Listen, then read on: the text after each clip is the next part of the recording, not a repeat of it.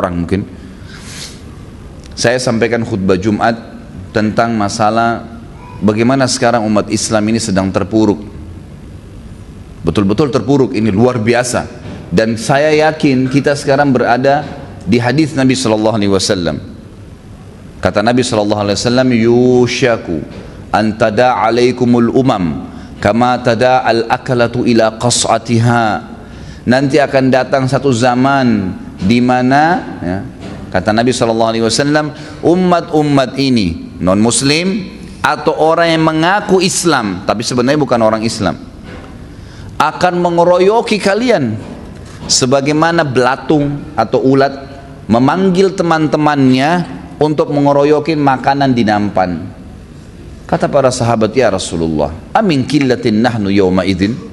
Wahai Rasulullah, dulu kami pada saat itu ya, atau nanti pada saat itu, apakah kami jumlahnya sedikit? Kenapa sahabat bilang seperti itu? Karena sahabat selalu sudah terbiasa dengan janji Allah bahwasanya orang kalau berperang, orang kalau beriman, pasti Allah SWT menyebutkan dalam banyak Al-Quran, wa haqqan alaina nasrul mu'minin, kami pasti memberikan kemenangan kepada orang-orang yang beriman, wal aqibatu littaqwa, pasti kesudahan itu kemenangan terakhir untuk orang-orang yang bertakwa, nggak ada yang lain. Mereka sangat yakin dengan itu. Sementara jumlah sahabat sangat sedikit waktu itu dibandingkan jumlah orang-orang kafir. Kita tahu di perang Badar jumlah sahabat 314 orang dengan Nabi SAW, masukan musuh 1000. Di perang Uhud jumlah mereka 700. Ada 300 sebenarnya bertambah tapi orang munafik jadi 1000, tapi 300 ini juga berkhianat pulang. Sisa 700 melawan 3000. Kita tahu di perang Ahzab jumlah kaum muslimin yang siap perang waktu itu kurang lebih sekitar 2000 orang yang siap perang, itu pun lemah, maka dibuat parit gitu kan? Karena kondisi mereka waktu itu bagi kekurangan makanan, musim peceklik. Lalu kemudian datang Abu Sufyan ya. Mohon maaf, waktu itu musim dingin sehingga hasil panennya kurang. Kemudian Abu Sufyan datang dengan seluruh suku Arab 10.000 orang melawan 2.000 gitu kan? Jumlah selalu lebih sedikit kaum muslimin, tapi kemenangan demi kemenangan Allah kasih. Maka para sahabat bingung, ya Rasulullah, apakah waktu itu jumlah kami sedikit sehingga kami enak saja dikeroyokin oleh orang-orang? Kata Nabi SAW, bal antum kathir walakinnakum gutha'u ka gutha'is sail. Kalian banyak waktu itu. 7,2 miliar sekarang umat manusia di muka bumi ini, 7,3 miliar jumlahnya. Itu 3 miliaran sekian itu umat Islam. Kita setengah umat Islam seluruhnya dari seluruh suku, ini setengah penghuni bumi sekarang. Banyak sekali. Tapi kalian seperti buih di lautan. Lalu kata Nabi SAW, wala yanzi'annallahu min suduri aduwikum al-mahabata minkum. Pada saat itu Allah akan tarik dari hati-hati musuh kalian rasa takut, segan. Tidak ada lagi takutnya dengan kaum muslimin. Di zaman Nabi SAW, mereka zaman sahabat takut orang-orang kafirin. Takut, sampai dikatakan dalam beberapa athar, namanya Umar bin Khattab kalau disebut di wilayah-wilayah kafir, mereka pada ketakutan. Dengar namanya saya sudah takut gitu. Dengar namanya saja mereka tidak berani gitu kan. Sekarang luar biasa gitu.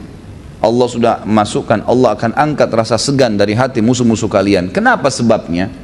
Karena kata Nabi SAW, pada saat itu dalam hati kalian ada penyakit wahan. Para sahabat mengatakan, apa itu wahan ya Rasulullah? Wahan yang dimaksud ini apa? Karena wahan ini kayak kekacauan gitu, ketidakstabilan. Kata Nabi SAW ya, hubbud dunya wa karahiyatil maut. Pada saat itu kalian sangat cinta dengan dunia dan kalian takut kematian. Riwayat lain dikatakan hubbud dunya wa karahiyatil jihad. Kalian sudah takut mati ya, kalian cinta dunia dan kalian benci, tidak suka dengan jihad. Sekarang umat Islam, banyak orang diantara kita sibuk dengan apa? Pendapatan saya apa? Bagaimana saya hidupin keluarga dan anak saya. Titik, cukup itu. Gajinya berapa? Bayar listrik cukup, transportasi cukup, sudah. Mau tetangganya sakit muslim, mau ada masalah sedang dihadapin, diam, nggak ada urusan. Depan mata kita sekarang ini, setiap negara Islam, pemimpin Islam, setiap ulama kaum muslimin gitu kan, kecuali sebagian kecil, umumnya kaum muslimin nafsi-nafsi semua. Yang penting dia aman, selesai. Mau yang lain kena, Jogja kena banjir, kena gempa longsor, kemudian waktu kemarin tsunami. Berapa banyak sih dari jumlah umat Islam ini yang menyumbang? Berapa banyak sumbangan yang masuk dibandingkan dengan jumlah umat Islam waktu itu? Kalau kita hitung persentasenya yang bantu pada saat tsunami terjadi, kemudian di Jogja, banyak yang terjadi masalah di Indonesia, memang ada yang membantu. Kalau diakumulasi total harta atau uang yang terkumpul itu hanya mungkin 2-3% dari jumlah umat manusia, umat Islam di Indonesia. Mana yang 98% nih? Mana yang 97%? Mereka melakukan peduli terhadap umat Islam? Sama sekali. Gitu kan? Jadi nggak ada. Betul pada saat ini memang kita sangat cinta dengan dunia, pusing dengan itu saja, terus saja, dan juga benci dengan jihad, takut mati. Ya, kalau sakit siap mengeluarkan uang banyak. Nanti datang asuransi mengatakan nanti Anda rawat nginap, dikasih gratis sekian, boleh nginap 15 juta, ketakutan bayar 1 juta. Subhanallah, pernah nggak 1 juta infakkan untuk bantu orang sehingga kita bisa panen di akhirat? Dia lebih takut untuk dirinya sendiri, bayar 1 juta karena takut nanti rawat nginap, padahal sampai 5 tahun tidak pernah rawat nginap. Kenapa nggak takut dengan dirinya kalau mati nanti, ya dia tidak bisa diselamatkan karena nggak ada ibadahnya? Dari mana kita tahu 1 juta yang kita kasih daripada ke asuransi, lebih baik kita kasih ke jalan Allah yang menyelamatkan kita di akhirat nanti. Coba pikir ke poin itu, ikhwan akhwat sekalian. Jangan terus berputar-putar di masalah dunia yang tidak selesai-selesai ini. Rutinitas kita nanti akan ada akhirnya. Kita bangun pagi, mandi, sarapan, keluar aktivitas, kemudian siang lagi, sore, malam lagi tidur. Ada subhanallah orang-orang Islam begitu, cuma tahu makan, minum, tidur, kerja, selesai. Itu pun nanti kalau liburan anak-anaknya perginya ke tempat-tempat maksiat, ke kolam renang, telanjang, lihat orang telanjang. Banyak ikhwah-akhwat kita kadang-kadang begitu. Kenapa kok ke kolam renang? Ya anak-anak lagi liburan Ustaz. Subhanallah. Jadi majelis taklim bukan hiburan. Seakan-akan majelis taklim hanya untuk kakek-kakek dan nenek-nenek. Anak-anak perlu ditanya, diajak gitu kan. Buat mereka suka majelis taklim, bukan kolam renang, bukan tempat-tempat maksiat gitu. Kita tidak dilarang rekreasi dalam Islam, tapi jangan merusak iman antum. Pergi ke pantai, kemudian lihat kemaksiatan sana sini, sholatnya akhirnya mepet-mepet. Cari tempat saja buka sejadah, hilang fadilah sholat di masjid, hilang baca Quran, matanya jadi suka lihat yang salah. Kenapa? Emang kenapa kalau kita lakukan perbuatan-perbuatan yang tadi yang salah itu bisa merusak iman kita? Kan jadi lebih baik kita jauhi. Baik, kenapa saya datangkan poin kedua ini ikhwah akhwat sekalian? Karena saya lihat sekarang ini lebih dari di atas, mungkin kalau kita bisa bahasakan sudah 15 tahunan ya, di mana Israel masuk ke Palestina dan setiap hari umat Islam dibunuh, setiap hari. Tidak pernah lewat sehari nggak ada korban, nggak pernah. Minimal luka parah, maksimal mati 3, mati 5 tiap hari. Pernahkah kita yang hadir di sini saja tanya diri masing-masing, berdoa, sisipkan saja dalam doa, tidak usah bicara harta deh. Doa saja, dari doa kita minta panjang umur, sembuh dari penyakit, diberikan pekerjaan, berdoa, ya Allah tolong saudara kami di Palestina, berikan kemenangan. Saya yakin ikhwah akhwat sekalian, 10% saja dari umat Islam, dari 3 miliar 300.000 orang Islam berdoa, itu hancur Israel. Semestinya begitu kita berpikir. Tapi berapa persen yang berdoa ini? Itu pun kalau berdoa kadang-kadang buru-buru, subhanallah. Sekarang umat Islam dirusak, diperangi dari dalam oleh orang Yahudi sendiri, tapi berkedok Islam. Itulah Syiah. Syiah ini orang Yahudi teman-teman sekalian, dibentuk oleh orang Yahudi, Abdullah bin Saba. Fakta sejarah mengatakan itu, harus yakin dengan itu. Kita punya buku-bukunya, fakta-faktanya. Abdullah bin Saba orang Yahudi, pura-pura masuk Islam. Dan di zaman Utsman bin Affan, dia menyebarkan fitnah mengatakan bahwasanya ya, Abu Bakar sama Umar sengaja mengambil khilafahnya Ali. Sama Utsman dikeluarkan karena dia masih ngaku Islam, dia berkedok Islam, dikeluarkan. Apa yang terjadi? Dia buat ya, tim demonstran, kemudian masuk memprotes Utsman sampai terbunuh Utsman. Buku-buku ahli sunnah semua sepakat. Ahli sunnah siapa? Yang mengikuti sunnah Nabi SAW mengatakan yang membunuh Utsman bin Affan adalah Abdullah bin Saba, si Yahudi yang pura-pura masuk Islam. Kita punya buku sejarah, ini bukan karangan saya ini.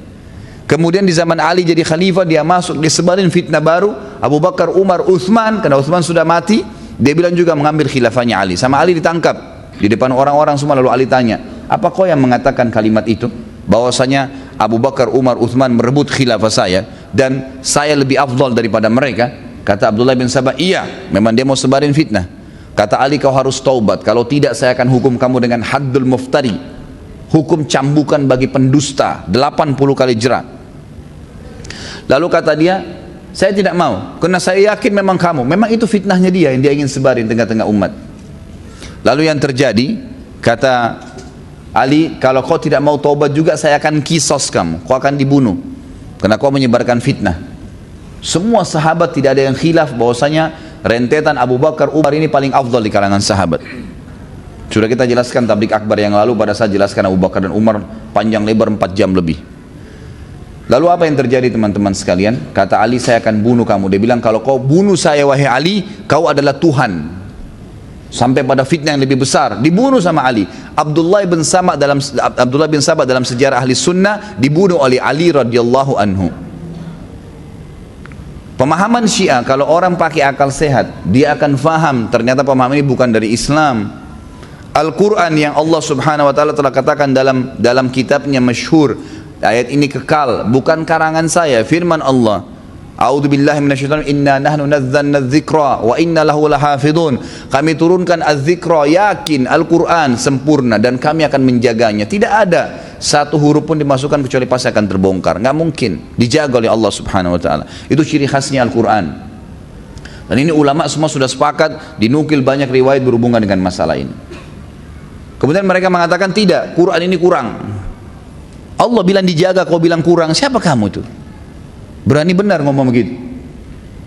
Kemudian mereka lagi menghardik, sebenarnya tujuannya Abdullah bin Sabah ingin menghina Nabi Muhammad SAW langsung, tapi dia tidak bisa. Kalau dia hina langsung Nabi Muhammad SAW, ketahuan kedoknya. Maka dia hina orang-orang yang terdekat dengan Nabi SAW, Abu Bakar dan Umar. Siapa 2 orang ini? 10 orang jamaah surga, mertua Nabi SAW. Apakah mereka lebih hebat dari Nabi? Nabi maksudnya SAW salah pilih mertua. Anda saja bisa pilih mertua yang benar.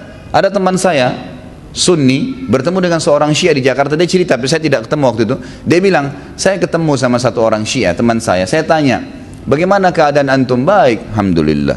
Bagaimana istri? Baik. Istri anda baik ya? Baik. Soleh, solehah, patuh. Bagaimana mertuanya? Oh, mertua saya sehat, semuanya baik-baik. Berarti kamu lebih hebat daripada Nabi ya? Loh, kok bisa? Loh iya, kan bagi kamu mertuanya Nabi itu orang kafir. Dan mertua kamu orangnya hebat, baik. Istri kamu soleh, tapi kamu mengkafirkan dan melaknat serta menuduh berzina istrinya Nabi Muhammad SAW. Berarti kau lebih hebat dari Nabi dong. Diam dia, tiba-tiba nggak bisa ngomong. Pemahaman yang tidak masuk di akal sudah.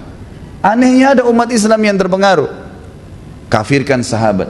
Lalu simbolnya cinta ahlul bait. Demi Allah teman-teman sekalian, mereka tidak cinta ahlul bait, dusta. Yang mencintai ahlul bait adalah ahli sunnah yang sebenarnya. Kita mengatakan Ali radhiyallahu anhu. Adakah ahli sunnah yang mengatakan Ali bukan sahabat? Adakah pernah ahli sunnah berani mengatakan Ali itu kafir atau salah? Tidak pernah. 4 jam tabligh akbar kita kemarin semuanya kelebihannya Ali radhiyallahu anhu. Bagaimana pujian sahabat terhadap beliau, dan kita selalu memuji beliau, dan kita yakin Khalifah Rashidah yang keempat masuk dalam keemasan ya, keempat dari masa keemasan Islam di awal, yaitu Khulafaur Rasyidin, yang kata Nabi SAW berpegang pada sunnahku dan sunnah Khulafaur Rasyidin setelahku. Fatimah Al-Batul radhiyallahu anha, kita selalu memuji, mengatakan radhiyallahu anha. Hasan dan Husain, kita mengakui sabda Nabi SAW, Sayyidu Syabab Ahli Jannah, pimpinan anak mudanya surga. Itu pernyataan ahli sunnah. Husain terbunuh di Karbala, kita mengatakan Husain mati syahid, yang membunuhnya zalim. Nggak ada ahli sunnah mengatakan Husain kafir misalnya, kita membenci. Ini kan sekarang dibuat kesannya di tengah-tengah umat oleh orang-orang Yahudi yang membuat pemahaman ini. Kesannya kita ini membenci Ali, membenci Ahlul Bait, membenci Hasan Husain. Dari mana ini? Tidak ada pemahaman yang bentrok antara ahli sunnah dengan Syiah yang sekarang mereka angkat simbolnya. Nggak ada, gitu kan? Kitab Ahlul Bait kita hormatin. Bahkan mereka hanya membatasi Ahlul Bait hanya kepada Ali, Hasan, Husain dan Fatimah. Sementara ahli sunnah lebih global. Istri-istri Nabi juga masuk dalam keluarga Nabi SAW. Terbukti kita tahu dalam riwayat Bukhari. Tentu orang Syiah tidak yakin riwayat ini, dan kita tidak peduli dengan itu. Kita punya sanad yang jelas dalam riwayat Bukhari. Salah satu salawat yang kita dianjurkan baca sebelum salam, selain Allahumma salli ala Muhammadin wa ala ali Muhammad kama sallaita ala Ibrahim wa ala ali Ibrahim dan seterusnya, ada juga Allahumma salli ala Muhammadin wa azwajihi wa dzurriyyatihi kama sallaita ala ali Ibrahim. Ya Allah, berikanlah salam untuk Muhammad SAW dan istri-istrinya serta juga keturunannya. Ini salah satu salawat yang kita yakini kebenarannya. Ada istri masuk di sini, gitu kan? Antum sekarang bahasa Indonesia deh, secara akal sehat. Kalau lagi buat kartu keluarga, istri masuk dalam keluarga nggak? Orang Syiah kalau ditanya itu dia bingung jawab tuh. Istri antum masuk dalam keluarga nggak? Masuk. Bahkan setelah nama kepala keluarga si laki-laki langsung istrinya bagian daripada keluarga itu. Jelas, gitu kan? Kalau kita mengatakan masuk dalam keluarga, bagaimana caranya tidak? Secara akal sehat saja, itu sudah jelas. Ada statement bahkan yang hampir mereka sepakati, mereka mengatakan Nabi Muhammad, kita mengatakan sallallahu alaihi wasallam, Allahu a'lam mereka. Mereka mengatakan statement bahwasanya Nabi Muhammad sallallahu alaihi wasallam masuk surga tapi kemaluannya di neraka. Statement itu dilempar. Alasannya kena menikah dengan Aisyah. Siapa kamu itu? Di zaman Nabi sallallahu alaihi wasallam turun firman Allah kekal dalam Al-Qur'an, surah An-Nur ayat 2 dan ayat 23. Pada saat Aisyah difitnah oleh pimpinan munafikin Abdullah bin Abi Salul, kemudian dia mengatakan bahwasanya Aisyah berzina dengan Safwan. Turun surah An-Nur menyuruh Nabi SAW mencambuk mereka karena mengatakan Aisyah berzina. Ada beberapa sahabat yang dicambuk termasuk pimpinan munafikin itu. Sekarang mereka ulangi lagi perkataan itu. Kata Imam Az-Zahabi dan ulama-ulama sunni yang lainnya mengatakan siapapun yang mengatakan Aisyah berzina mengikuti konsep awalnya sebelum turun surah An-Nur, maka hukumnya berlaku surah An-Nur pada mereka. Ikut-ikutan tetap dicambuk 80 jerah, gitu kan? Kalau mengkafirkan sahabat berarti dia yang kafir, karena kata Nabi SAW, tidak ada seseorang pun yang mengatakan kepada saudaranya muslim kafir kecuali akan kembali ke salah satunya. Kira-kira kalau ketemu Abu Bakar dengan satu orang dari orang Syiah ini, siapa yang kita mau katakan kafir? Bagaimana bisa mau dikatakan sahabat Nabi kafir? Hidup melihat Nabi dengan mata kepala saja sallallahu alaihi wasallam sudah sebuah fadilah. Definisi sahabat harus lihat Nabi dengan mata kepala, harus beriman pada beliau pada saat itu dan meninggal dalam keyakinan itu baru dikatakan sahabat. Kita tahu ada orang-orang seperti Uwais Al-Qarni, gitu kan? Kemudian Shuraih Al-Qadi, ada beberapa yang dikenal dengan tabi'in besar. Dalam buku-buku ahli sunnah yang kita jadikan rujukan dan punya sanad yang jelas, mereka hidup di zaman Nabi SAW, beriman pada Nabi, menjadi orang soleh yang luar biasa. Sampai tidak kenal kisah Uwais Al-Qarni, sampai tidak kenal kisah Shuraih Al-Qadi yang terkenal dengan kesolehan mereka, kezuhudan mereka. Tapi karena tidak pernah lihat Nabi SAW dengan mata kepala, maka dikatakan dia kalangan tabi'in, bukan kalangan sahabat. Jadi nggak gampang itu mencapai derajat sahabat. Ini nggak dikafirkan. Kenapa? Abdullah bin Sabah tahu asas kita adalah Al-Quran. Dikatakan Al-Quran itu kurang. Asas kita menerima hukum Allah dari mana? Dari Nabi SAW. Nabi ajarkan ke siapa?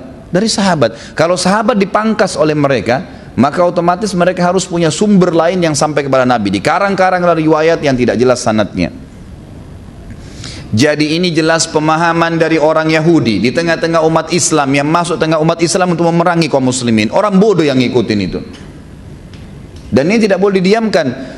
Subhanallah, di negara-negara yang ada ahli sunnah, tidak pernah ahli sunnah membunuh satupun orang Syiah kecuali buat makar. Tidak pernah.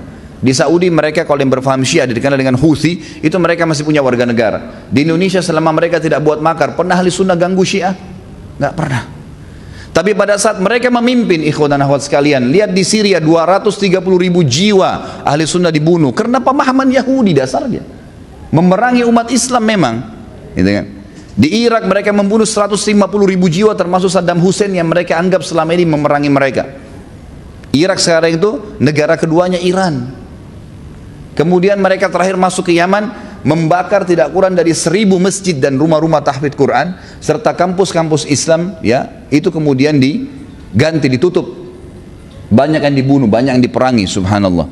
Ini yang terjadi. Dan pendekatan orang-orang Syiah terakhir dengan pemerintah Yaman hampir sama dengan pendekatan orang Syiah sekarang dengan pemerintah kita. Hampir sama metodenya. Kalau pemerintah kita ini, semoga Allah berikan hidayah, tidak segera melihat, mengambil pelajaran dari Yaman, bukan mustahil terjadi hal yang sama. Mereka teman-teman sekalian masuk kepada pemerintah, presiden waktu itu nasionalis tapi ahli sunnah, didekatin. Selalu ada pertemuan intens, pergantian budaya, kemudian saling memberikan bantuan dan A, B, C, T, seterusnya dikasih. Setiap pertemuan dititipin satu pesan. Kalau 100 pertemuan berarti 1000 pesan. Satu kalimat saja sudah 1000 kalimat, 100 kalimat kalau 100 pertemuan. Yang dimasukkan adalah ahli sunnah itu, tapi dia tidak katakan ahli sunnah. Kalau ahli sunnah kan berarti ahli sunnah. Dibuat momok yang lebih seram atau seram dianggap perlu dijauhi, Wahabi. Ini Wahabi nih, cirinya Wahabi apa? Berjenggot, tidak isbal, sholat berjamaah di masjid, dahinya hitam. Ini orang-orang buruk atau baik dalam agama nih? Ahli sunnah, orang yang dahinya hitam karena sujud. Kalau sholat ke masjid, mereka tidak isbal karena Nabi melarang. Karena kalau tutup di bawah mata kaki masuk dalam neraka. Perempuannya berjilbab besar, bercadar, ini yang Wahabi. Diangkat sama mereka, ini lihat teroris nih. Sama konsepnya dengan Yahudi di Israel, cuma ini Yahudi berkedok Islam, gitu kan. Ini lihat nih Wahabi menakutkan, teroris, mereka radikal, mereka tidak bolehkan ini, tidak bolehkan itu dan seterusnya. Apa yang terjadi ikhwah sekalian? Pemerintah Yaman nangkapin tuh ulama-ulamanya ahli sunnah. Setelah ditangkap-tangkapin, orang Syiah sudah merasa tidak ada lagi gangguan. Yang terjadi apa? Mereka lalu membuat pasukan militan mengkudeta pemerintah.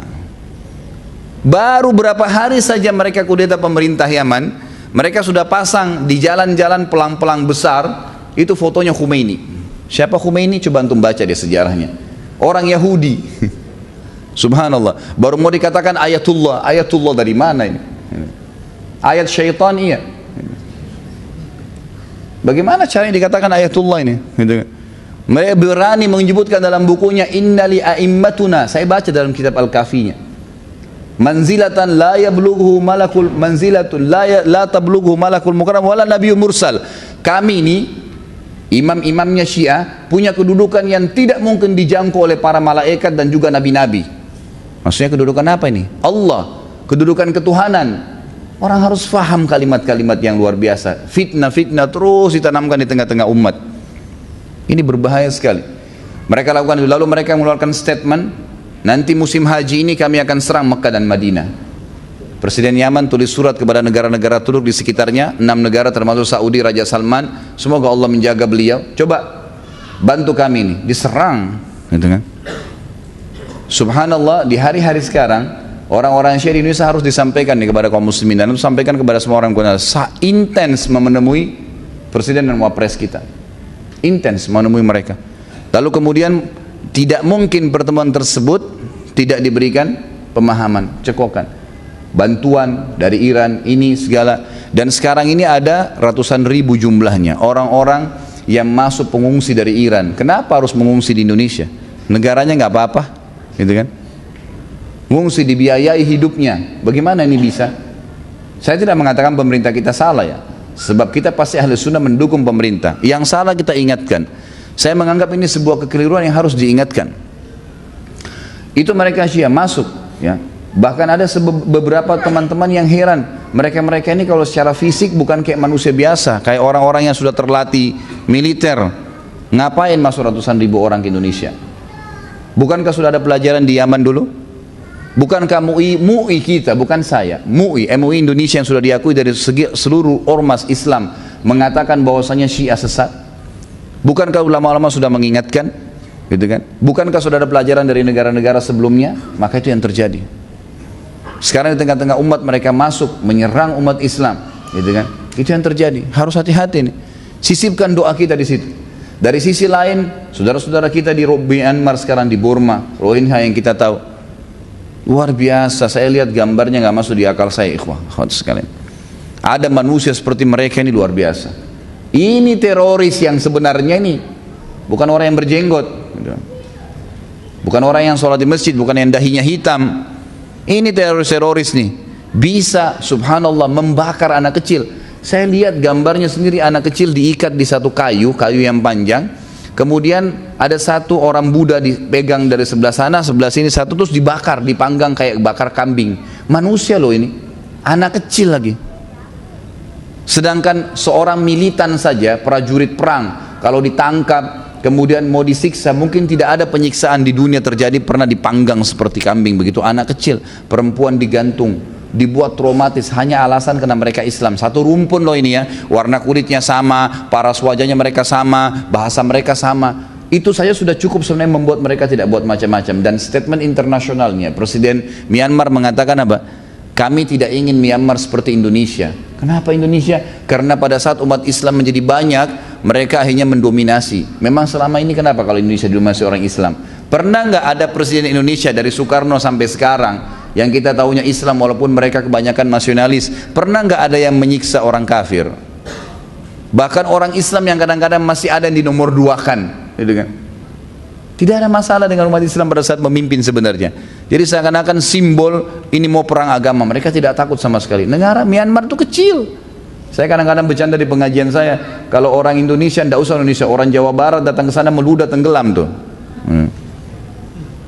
Tapi berani hilang rasa takut kepada umat Islam, nggak ada. Seperti yang Nabi SAW katakan, karena kita betul-betul sudah tidak peduli dengan agama ini. Maka teman-teman sekalian, yang saya ingin simpulkan dari semua poin kedua ini adalah, mari tunjukkan kepedulian kita kepada umat Islam, saudara-saudara kita. Kata Nabi SAW, man lam yahtamu bi umuri muslimin falaysa minhum. Siapa yang tidak peduli dengan perkara muslimin bukan dari golongan mereka. Sumbang harta, sumbang doa. Di masjid yang saya sholat di dekat rumah saya, alhamdulillah saya jadi imam di situ. Kalau dari subuh saya kunut nazilah. Semalam juga maghrib isya, kalau duhur asar kadang-kadang saya ada taklim, saya sholat saya jadi kunut nazilah. Saya katakan, selalu saya sampaikan kepada jemaah saya di situ, bahwasanya kita akan kunut nazilah sebagaimana Nabi SAW kunut nazilah sebulan, mendoakan agar suku-suku Arab yang membunuh 70 sahabat penghafal Quran itu dibunuh oleh Allah SWT, dihancurkan oleh Allah SWT. Ini sudah saatnya kita membaca kunut nazilah. Berapa banyak imam-imam kita yang baca kunut nazilah, ikhwah-ikhwat sekalian, dihitung jari.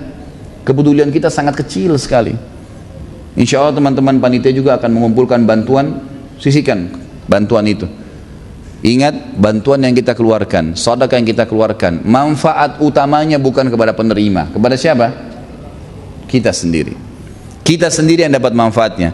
Dia hanya sekedar beli baju, beli makanan, beli minuman, habis. Tapi antum dapat pahala yang antum panen hari kiamat, meninggikan derajat di surga, selamat dari neraka. Jangan 1000-2000 terus, nggak selesai 1000-2000 ini. Makanya juga rezekinya cuma 1000-2000 terus datang dari Allah, gitu kan. Coba keluarin yang besar dengan keyakinan. Perhatikan nanti bagaimana Talha bin Ubaidillah berinfak, luar biasa. Yang sebelumnya Abu Bakar, Umar, Uthman, Ali yang kita jelaskan. Kadang-kadang saya merasa malu kalau baca kisah-kisah para sahabat ini, subhanallah. Kita kayak tidak ada apa-apanya di depan mereka memang, tapi minimal kita mengikutin, gitu kan, berusaha. Ini kurang lebih 2 poin yang saya ingin sampaikan. Mudah-mudahan Allah Subhanahu wa taala menjadikan ini sebuah nasihat buat diri saya sendiri dan buat antum sekalian dan seluruh muslimin yang mendengarkan ceramah kita, agar bisa peduli dengan keadaan muslimin dan juga bisa menjadikan ciri khas sahabat ada pada diri kita. Talha bin Ubaidillah, seorang sahabat yang mulia, yang Nabi SAW berikan julukan, siapa yang mau melihat orang mati syahid tapi masih hidup dan berjalan di muka bumi, inilah orangnya. Ditunjuk Talha bin Ubaidillah. Itu kurang lebih simbol dari Nabi SAW. Nanti kan panjang lebar kita jelaskan tentang kisahnya. Talha sebenarnya secara makna bahasa Arab punya makna yang bagus, dan ini juga satu hal yang kita harus beratkan teman-teman sekalian. Saya selalu ingatkan di pengajian saya, pilih nama-nama yang baik, punya makna yang baik, dan tidak usah panjang-panjang namanya. Paling hobi Indonesia ini namanya 3-4, Muhammad, Yusuf, Ahmad. Siapa yang mau dipakai namanya ini? Sudah gitu dipangkas lagi Muhammad, Mat, hilang artinya, gitu kan. Satu nama, cukup satu nama saja. Kita tahu coba nama-nama nabi-nabi, ada yang punya 2 nama dari nabi-nabi? Adam, Idris, Saleh, Hud, Syuaib. Namanya berapa? Satu saja, dan dipanggil lengkap, nggak dipanggil pangkas-pangkas, gitu kan. Musa, Isa, Yusuf, Daud, Sulaiman, Muhammad alaihissalam, semuanya nama-nama satu. Nama sahabat coba, Umar, Uthman, Ali, Talha, Zubair, Sa'ad, satu-satu. Kecuali memang dinisbatkan kehambaannya kepada Allah, seperti Abdurrahman, Abdullah, baru 2 rangkap. Itu kena ada nama Allah SWT. Tapi kalau enggak satu-satu nama. Kita lihat nama perempuan, Maryam, Khadijah, Fatimah, Asia, yang disebutkan dalam hadis-hadis Nabi SAW. Nama sahabiat, Hafsah, ya. Semua nama Zainab, namanya satu-satu saja. Jadi enggak usah sampai 3 rangkap nama. Yang penting nama-nama itu punya makna yang baik, baik secara makna maupun memang ada orang soleh yang kita targetkan agar anak kita seperti dia, berdoa kepada Allah itu bisa. Jadi pada saat menamakan namanya Abdullah, niatnya memang karena nama itu Allah cintai dan juga ingin seperti Abdullah bin Umar misalnya. Nanti kita lihat seperti Talha ini, semua anaknya Allah karuniai dia 14 orang anak,